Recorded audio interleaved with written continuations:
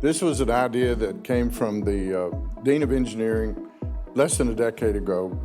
And she said, look, we have tons of really smart, qualified young men and women all over the state of Texas that cannot afford to leave home. So the idea was, we'll go to them. Being able to have somebody be co-enrolled, be both an Aggie and a Collin Cougar from day one.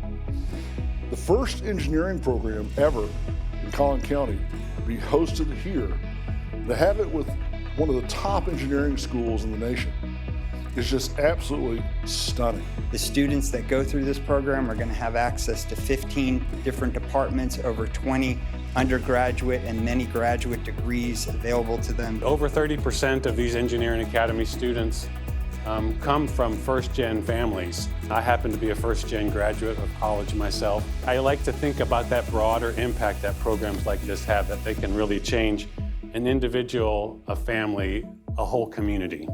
Texas A&M is committed to providing access to all students who have the passion and drive to make that happen. Because I was allowed to be at home, I was surrounded by my strong support system, and that allowed me to adjust easier to the academic challenges college brings. It gives our students in Collin County an affordable pathway to a promising future in engineering, and will benefit the community and the engineering profession for years to come.